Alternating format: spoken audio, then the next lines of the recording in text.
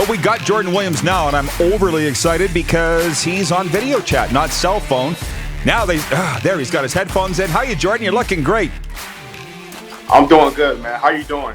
Yourself? Good. You sound great. Now, we didn't hear where you said you were joining us from before, so where are you at today? I'm currently in Louisville, Kentucky, the great state of Louisville, Kentucky. And we're just home of Muhammad Ali. Sitting here quarantined.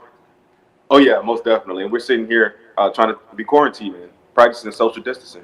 I see that. We got some family running around behind you. I did see that. So obviously you guys are staying safe and you're all bunkered down and you're getting ready for your pro football future, Jordan. I've read all the articles. I know all about you, but I'm not sure our viewers and listeners do. So if you wouldn't mind, tell us a little bit about yourself and your football background, and then we'll get into the future. It's a long story, and it's kind of we got time. To bundle up on this show. All right, so I'm going to start off from graduating from college at East Carolina University. I went to my pro day. I did pretty good. I got a rookie minicamp tryout for the 49ers.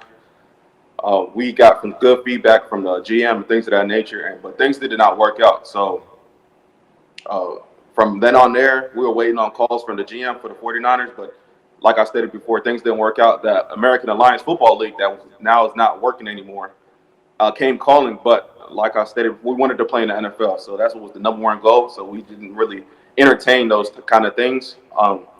Then moving forward, the 49ers definitely would stop calling. There was no connections with them. The AAF was still there, but the season was kind of going, away. Then I was looking into playing in the CFL. I went to a CFL camp, free agent camp that the Ottawa Redblacks held, and I did pretty decent. After I went to the CFL camp, they called me. They were like, "Would you like to play as an international?" I said, "Of course, why not? I haven't played football since I was in rookie minicamp, right?" So I went all the way to Ottawa. We had a conversation in the car. While the conversation it talked about my mother, where she's born, where she's from, where I'm from. And I was wait, your mom's born in Canada? I was like, yes, my mom's born in Canada. And I was like, hold on, you could either play in this preseason game coming up, or you don't play and you'll be able to play as a national. And I was like, I didn't really know what that meant. It sounded like the Matrix, but the GM of the Ottawa Redblacks informed me that he was like, there's a lot more opportunities if you play as a national. So I tried to call my mom. She was on the plane to Germany at the time. She's in the military, so she does a lot of traveling. She didn't pick up, so I had to make a decision up by myself because she was on the plane. And I made the decision next morning. I was like, I'm going to play as a national. Football is not a sport where you could just have guaranteed, success. You could get injured the next day, But I wanted job security. So for me to have this game of football, if I could have it as a secure job, that's the most beneficial thing, I think. And that's the great thing to go and play as a national and actually get drafted into the 2020 CFL draft. So that's where I'm at right now, going into the 2020 draft, and I'm excited.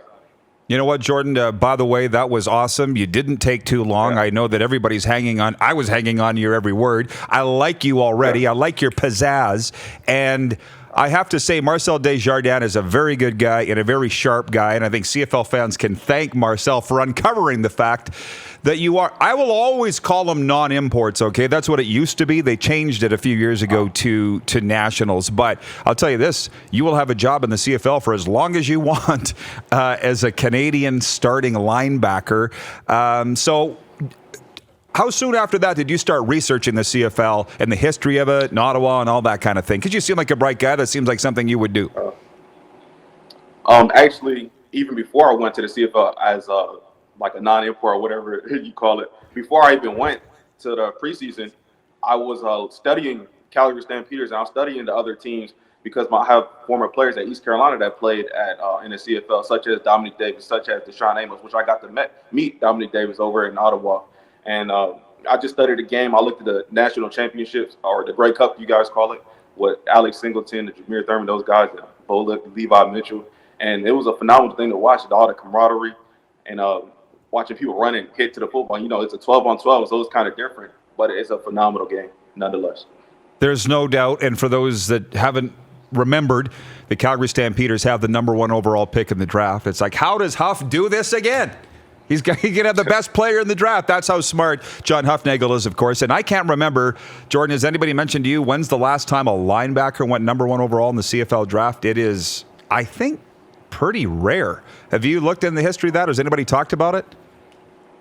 I'm not sure who's the last number 1 pick, but I did look back and I saw Corey Greenwood was the number 1 pick, I believe. Oh, there you go. There's one. Yeah. Thank you for that.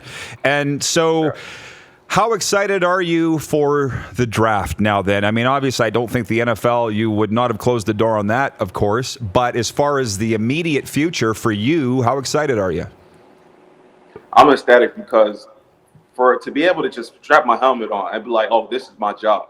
That's a blessing because not a lot of people get to do that after the collegiate football game. Like a lot of people, they play 4 years of college football and it's over. It's done. So for me to be able to get paid to play football, you can't even talk. Like, what is it? This is crazy. I'm in the Matrix.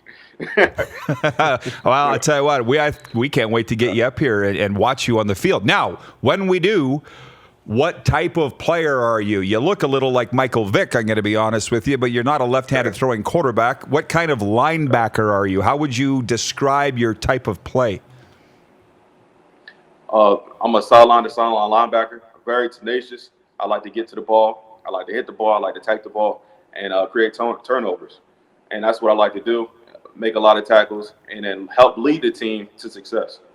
Well, so you're a speed guy then. I mean, obviously they've talked to you about the width of the dimension of the field. This almost seems like it's built for you. I wouldn't say built for me per se. I just, football doesn't revolve around players. The players rent the jerseys, the coaches rent the whistles, and I wouldn't say it's just made for me.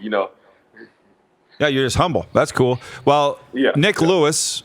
You're going to need to know that name. He's a CFL great. He's watching. He's written in. He says, it's crazy that Calgary traded Ottawa for the number 1 pick, and Jordan was with Ottawa before learning he was a non-import. There's a lot of crazy connections in the CFL and football in general. Our director of scouting is watching, Craig Smith, 2-time Grey Cup champion, says, love the kid. Stampeders fans writing in. Hope to see you in Calgary. Jordan, what has the last month to 2 months been like for you now that you're on the radar and you're a big deal all of a sudden in Canada? What's that been like? You can't really deviate from the plan. You got to train like none of this is happening.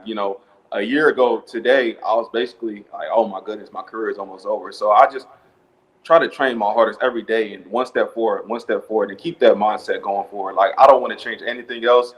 I know these interviews and the social media and things of that nature is going to start coming in and rambling, but don't deviate from the plan. That's the main thing I got out of this. One day at a time. What is your Twitter? What's your Twitter handle, Jordan? I currently do not have a Twitter. I need to get on social media, but I have an Instagram. What's that? It's _JWE. And the JWE stands for Jordan Williams Experience. Love it. I love it. The Jordan Williams Experience. Look, we're going to be doing this, I think, down the road a lot. Jordan, enjoy it for all that it is. Stay safe, of course, and look after you and your family, and enjoy the ride. Man, thank you. I'd like to thank you guys for this Rob Pedersen show. To show people I can speak, show people through this coronavirus epidemic, or pandemic rather, that, hey, we're safe, we're sound, we're practicing social distancing, and we're ready to go for the season, CFL season. You aced it. Thanks, Jordan. All right. Thank you. Jordan Williams joining us today from Louisville, Kentucky. You're watching Rod Pedersen On Demand. For more of The Rod Pedersen Show, visit rodpedersen.com or follow Rod Pedersen on social media.